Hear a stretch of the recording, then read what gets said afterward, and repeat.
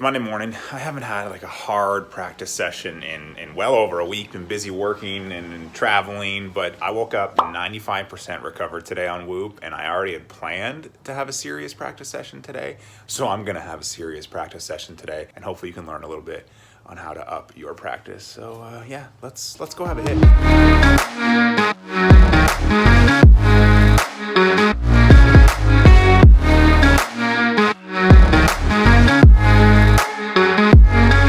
I can already hear some people in the comments because there's been some great people lately. They're like, he's not a pro, he sucks. Well, here's a little backstory as to why this video is titled the way it is and why I think I can share some experience from my life in the professional world of golf to help your game. For the better part of a decade, I played full time. I had 4 years of status on the Canadian Tour, Mackenzie Tour, a year of status on the Latino American Tour.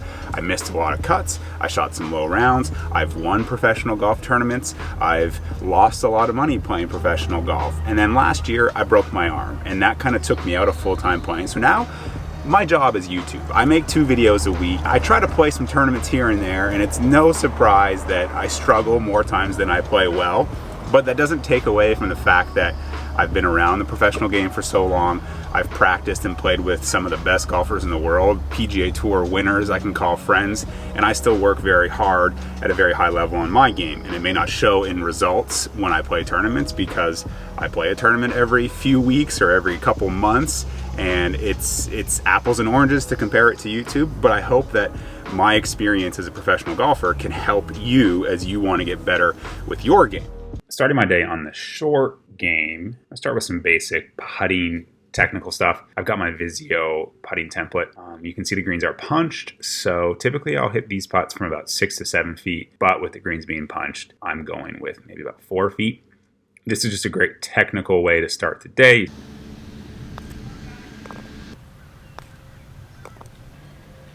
Hit the tee gate there, so start on over.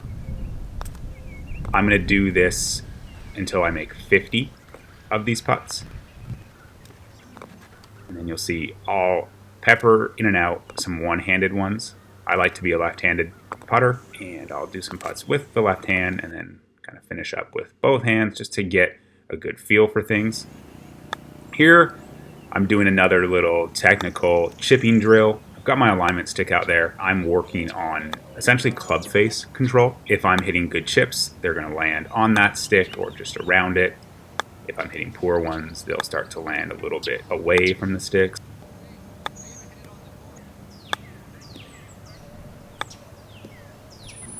This drill here, working on where I want to land the golf ball. So I've thrown a coaster down, and that's where I want to land it. These first few were pretty poor.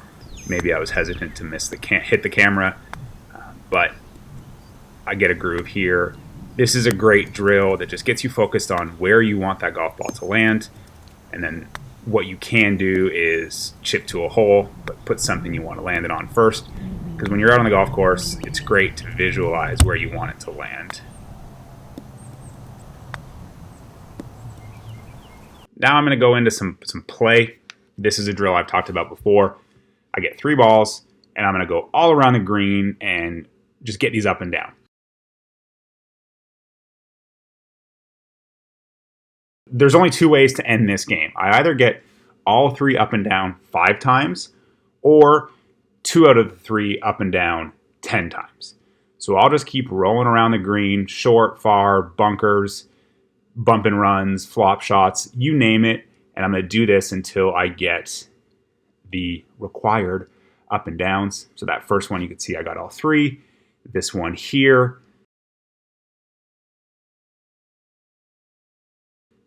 I will have gotten 2 of them up and down, so that's 1 and 1. And now we're going to go to a little longer, more challenging shot, and this one, I hit some good shots, but did not get any of them up and down.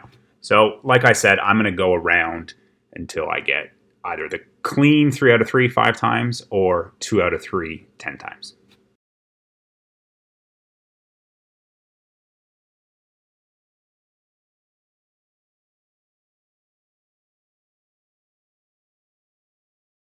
When I'm on the driving range, I'm going to start this session with just a warm-up. I've grabbed 20 golf balls, and I'm just letting the body move. I'm not focused on technique whatsoever. I'll stretch in between shots. This is just a warm-up. Like I said, it's just getting the motion, really accentuating the turn back and the turn through. So I typically do this with, you know, a sand wedge or a pitching wedge, and then I will get a mid-iron and start to feel some longer swings with a longer golf club. But again, this warm-up, I'm not really thinking about anything other than moving my body at various speeds and really letting it warm up. Just like in the gym, you want to warm up before you get into the hard stuff, and that's exactly what this is. Then I'm going to go into a little more kind of technical drill feel. You've seen me do this with Dan a handful of times on the channel. I get an elastic resistance band between the knees, and I want to feel that band pulling as long as I can through the golf swing, through the backswing. I want to keep that lower body stable, and then if I can, let that left knee kind of move forward while pulling the right knee, if you will.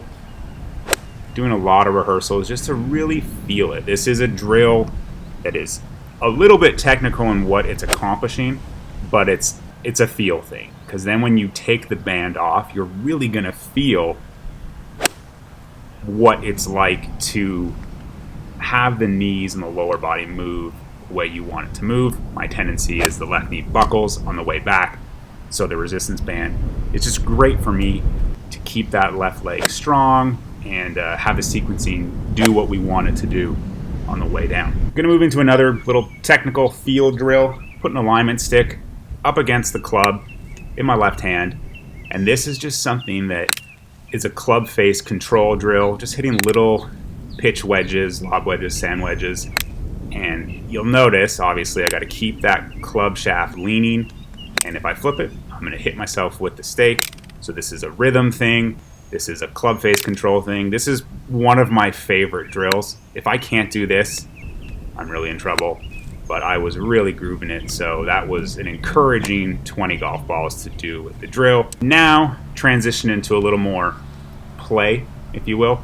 That post out there is 83 yards, and I want to try to flight these 3/4 lob wedges and land it right at the post. These shots are a little more focused on the rhythm, the routine, and then what I'm thinking over the golf ball. Just focusing on a target and turning back and turning through to that target, not thinking about technique, not thinking about execution. This is just something for me to feel, and I'm trying to simulate my routine that I do on the golf course. So when I get on the golf course, you know, I've practiced this kind of stuff. A little bit windy, so really focused on the rhythm, because when it is windy, it's easy to get a little jumpy and maybe manipulate the club face, trying to keep it down. So it was just a great day to practice the wedges because of that wind. Range balls, they do kick up sometimes. So that's a bit frustrating, but I'm focused more on my routine, my thinking.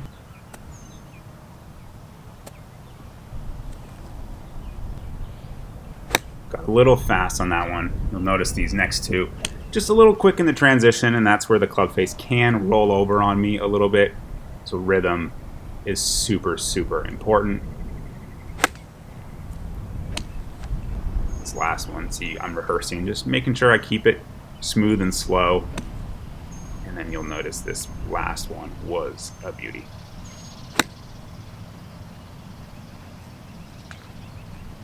Pretty sure, I think it hit the thing on the one hop. Now, I'm gonna go into the driver. I don't hit a lot of drivers when I practice, but on a day like today, where I'm really thinking on feel and rhythm, and because of this wind, it's actually a great day to hit a few drives. Again, not getting too technical, just really it's about a feel. And you'll notice throughout this whole practice session, I do this little thing, which is a drill I did when I was about 19 years old, just allowing that club to drop. I have a tendency to get the left arm a little tight, and it pulls the club down, and that's where my misses can get really erratic. So if I keep that left hand or left arm loose, the club will shallow naturally and kind of follow my body. That was a really good one there. But again, when I'm over the golf ball, I'm just trying to think about a target and just let it go. I make these rehearsals feeling what I want to feel. But when I'm over the golf ball, I've let it go, and I'm just trying to simulate what I would do out on a golf course. And that's pick a target and just let it go. That was a good one. And you'll also notice throughout this practice session, I've been really mindful of cranking my turn.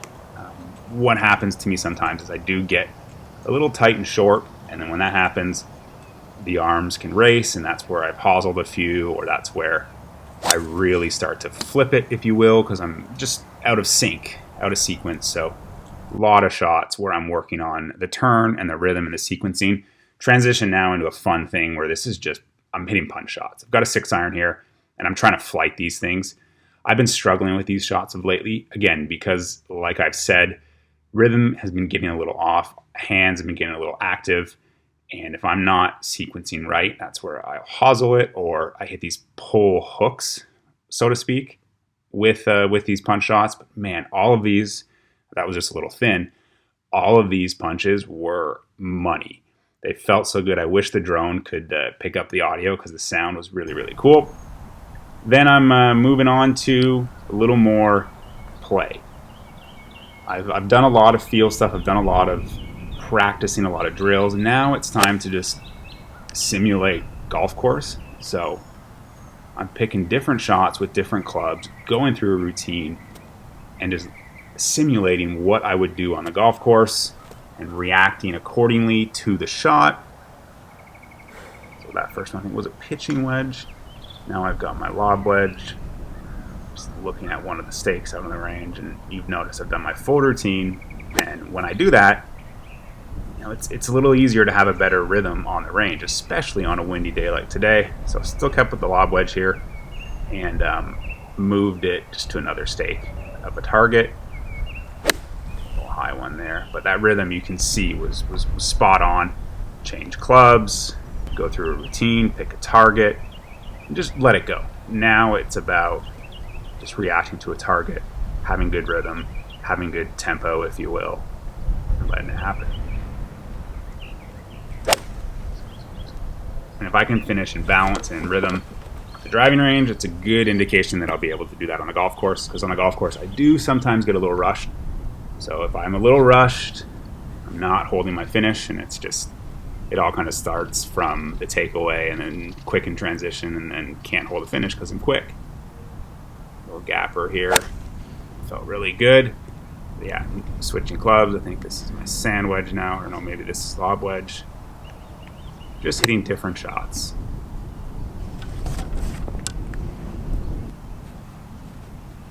I highly recommend this as part of your practice, because it's very, very easy that we just start hitting the same club over and over and over again. I do intervals of about 20 balls with any given club, but it's easy to just get stuck in a rut, and on the golf course you don't hit the same shot with the same club to the same target over and over again. So changing clubs, changing targets is just a great way to simulate what you're doing on the golf course when you're on the driving range. Like I said earlier, I've been working on my turn. So these ones here are what I like to call freezers, where I'm cranking a turn, just holding it at the top, and then rotating through.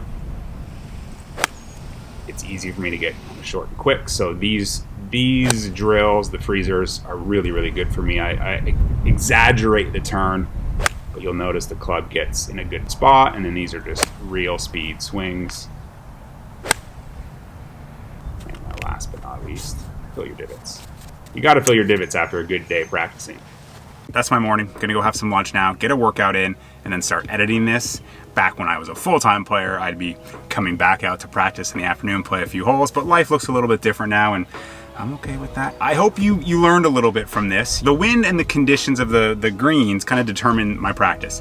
I used to come out with like a strict plan, and sometimes, you know, there's things you can't control, and that would change that plan, and maybe it would get to me. So I just kind of go out to the course with a rough idea of what I want to do, but then I let the conditions determine that. So those punch greens, I couldn't spend as much time on the short game as I wanted, but I made the most of it, and I fully understood that when the ball was hitting the greens or the putting, there was going to be things that were pretty wonky, and that was okay. And then the wind was up, so I let that determine my practice. So a little more feel-oriented practice, not so technical. If the wind was down, I probably would jump on FlightScope Mevo And I'm really working on flighting my wedges. I just launched them way too high, so I would have done that, but with range balls, windy like this, you could see they go really high very easily, so didn't get to do that, but that's something I wanted to do. Focused more on feel. For the most part, most of my stuff was shorter shots because, yeah, you really want to dial in your short game, your wedge play, and then the creativity. Hitting punch shots with the 6-iron, working on the feel as opposed to just being so hampered down with the technique. It's a good start to my week. Gonna practice a few more days this week and just keep building on this and keep working on my routine and keep getting my head a little bit stronger and getting more comfortable in like tournament scenarios. And hopefully by the time I compete again in July, I can be comfortable out there and play a little bit better than I played last week. If you enjoyed this video, give it a thumbs up. Subscribe if you're not subscribed, and see you in the next video. Peace.